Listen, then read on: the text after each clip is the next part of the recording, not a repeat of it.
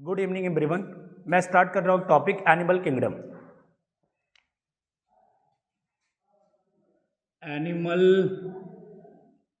Kingdom,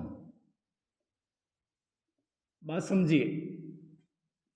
आपने पढ़ा RS. बिठाकर 1969 में 5 किंगडम क्लासिफिकेशन दिया, जिसमें से मोनेरा, पोटिस्टा, फंजाई, प्लांटी, एनिमिलिया। इसमें से हमने पढ़ चुके मोनेरा के बारे में, पोटिस्टा के बारे में, फंजाई के बारे में बायोलॉजिकल क्लासिफिकेशन में। प्लांटी को अलग से डील किया प्लांट किंगडम में। अब बारी है एनिमिलिया को डील करने के लिए एनिमल किंगडम में। अब आपको समझ में आना चाहिए कि जितने भी एनिमल हैं सारे उठा के यहीं रखे हुए हैं किंगडम एनिमिलिया में, सारे जितने भी एनिमल हैं। आपको उन्हें बताया था कि डाइवर्सिटी के बारे में, बायोडाइवर्सिटी के बारे में बात की जाए तो 17 से 18 लाख प्रजातियां हमारे धरती पे हैं। 17 से 18 लाख प्रजातियों में अगर देखें तो 1.3 मिलियन, करीब करीब 13 लाख प्रजातियां एनिमल की हैं। अब बताओ, इतनी ज़्यादा प्रजातियां अगर एनिमल की हैं तो उनको पढ़ना समझना इतना आसान तो है नहीं। हर एक को पढ़ना समझना आसान नहीं है। इसको पढ़ने समझने के लिए मुझे कहीं ना कहीं एक चीज़ की बहुत ज़्यादा सख्त ज़रूरत है, उसको कहते हैं क्लासिफिकेशन। क्लासिफिकेशन होता क्या है? मैंने आपको सिखाया था कि सिमिलर कैरेक्टर के आधार पे ऑर्गेनिज्म को ग्रुप में बांट देना कहलाता है क्लासिफिकेशन। तो यही काम हम एनिमल को उठा उठा के ग्रुप में डिवाइड करेंगे इस चैप्टर के अंदर, किंगडम एनिमेलिया में। ठीक, तो सर ठीक है, किसी चीज़ को क्लासीफाई करने का कुछ ना कुछ बेसिस होना चाहिए। अब ऐसे थोड़ी है कि उठाओ और ऑर्गेनिज्म को ग्रुप में डाल दो, ऐसा तो कर नहीं सकते हम। ऑर्गेनिज्म को ग्रुप में डिवाइड करने के लिए मुझे किसी ना किसी चीज़ की बहुत ज़्यादा जरूरत है ना? वो है क्लासिफिकेशन। और क्लासिफिकेशन तभी हो सकता है जब उसका कोई ना कोई बेसिस हो। इसलिए हम टॉपिक हेडिंग डालते हैं सबसे पहली बात, basis of classification.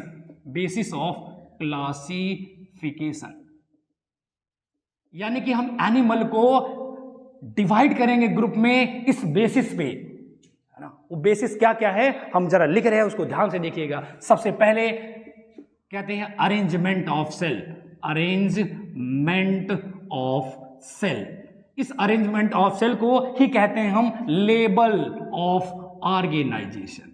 Label of organisation.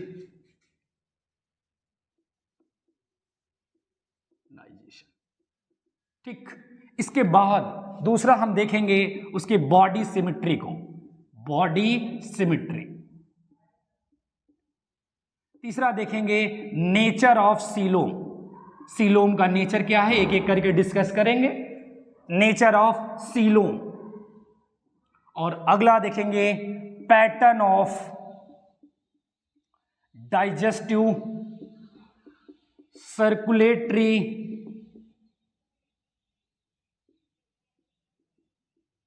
And reproductive system.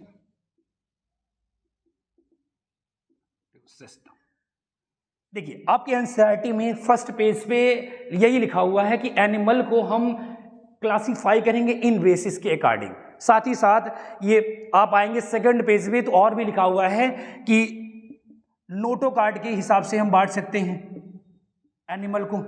और अगला क्या है, सेगमेंटेशन के हिसाब से। सेगमेंटेशन भी कहीं ना कहीं ऑर्गेनिज्म के डिवीजन में हेल्प कर रहा है। तो आपको ये सीधा सीधा समझना है कि एनिमल को अगर हम ग्रुप में बांटना चाहते हैं तो उसके लिए मुझे कहीं ना कहीं अरेंजमेंट ऑफ सेल यानी लेबल ऑफ ऑर्गेनाइजेशन को देखना होगा। अगला बॉडी सिमेट्री कैसी है, एसिमेट्रिकल है, बाइलेटरल सिमेट्री है, रेडियल सिमेट्री, इस बात को देखनी है। अगला देखना है नेचर ऑफ सीलोम, सीडोसीलोमेट, एसीलोमेट, सीलोमेट कैसा है। इसके बाद देखना है डाइजेस्टिव सर्कुलेटरी और रिप्रोडक्टिव सिस्टम का पैटर्न कैसा है। और नोटोकार्ड, सेगमेंटेशन, इनके बेसिस पे हम एनिमल को ग्रुप में डिवाइड करेंगे। चलिए एक एक करके हम डील करते हैं। सबसे पहले हम डील करेंगे अरेंजमेंट ऑफ सेल यानी कि लेबल ऑफ ऑर्गेनाइजेशन को। तो सबसे पहले हम देखेंगे लेबल ऑफ ऑर्गेनाइजेशन को।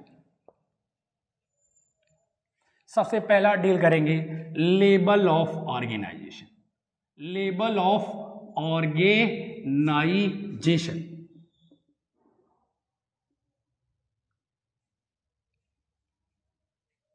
देखिए लेबल ऑफ ऑर्गेनाइजेशन को समझाने के लिए सबसे पहले हम चीज एक बात बताएंगे आपको, उसको ध्यान से सुनना पड़ेगा।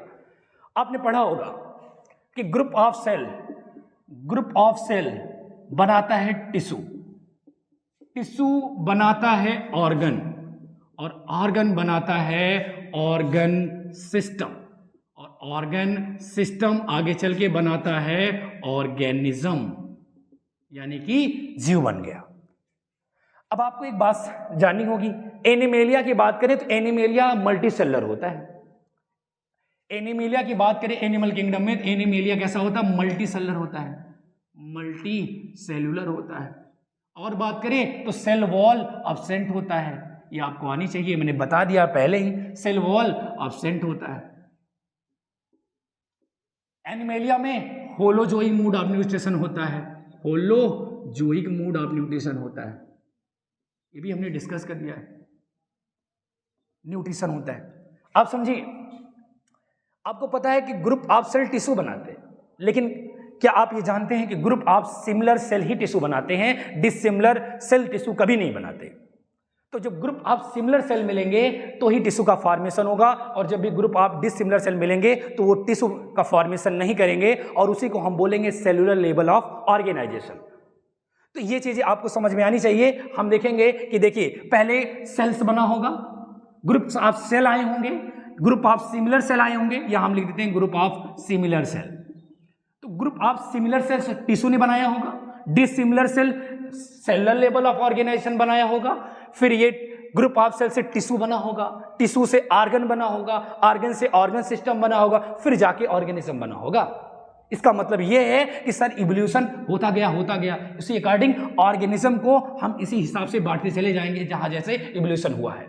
ठीक, तो हम कहेंगे लेवल ऑफ ऑर्गेनाइजेशन की बात करें तो लेवल ऑफ ऑर्गेनाइजेशन कई तरह के होते हैं। अगर हम लिखें लेवल ऑफ ऑर्गेनाइजेशन, ऑर्गेनाइजेशन की बात करें तो लेवल ऑफ ऑर्गेनाइजेशन की बात करें तो ये कई तरह के हो सकते हैं।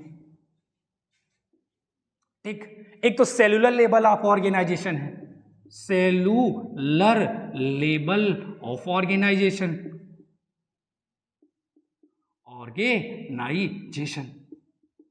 अगला है tissue level of organisation, tissue level of organisation, tissue level. अगला ऑर्गन लेवल है, ऑर्गन लेवल।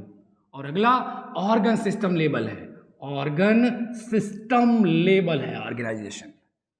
समझो मेरी बात है, सेलुलर लेवल ऑफ ऑर्गेनाइजेशन का सीधा सा मतलब है कि ग्रुप ऑफ अलग अलग तरह के सेल, अलग अलग तरह के सेल, अगर ग्रुप ऑफ डिसिमिलर सेल होंगे और उन्हीं डिसिमिलर सेल के ग्रुप को हम बोल देंगे सेलुलर लेवल ऑफ ऑर्गेनाइजेशन। ये कहां पाया जाता है? पोरीफेरा में। कहां पाया जाता है? पोरीफेरा में, पोरीफेरा। और पोरीफेरा को हम स्पॉन्ज के नाम से जानते हैं, बॉडी इसके छेदे छेद होता है इसके बॉडी में, स्पॉन्ज के नाम से जानते हैं पोरीफेरा को। टिश्यू लेवल की बात करें तो टिश्यू लेवल ऑफ ऑर्गेनाइजेशन मिलती है सीलन ट्रेटा में, और कहां मिलती है? टीनोफोरा में मिलती है। तो सीलन ट्रेटा और टीनोफोरा में टिश्यू लेवल ऑफ ऑर्गेनाइजेशन मिलती है। इसके बाद हम देखें प्लेटी हेलमिंथेज एक ऐसा अकेला है जिसमें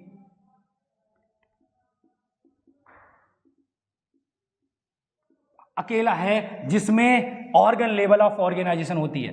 इसके बाद organ system level of organisation देखना है तो एस्क्ले हेलमिंथेज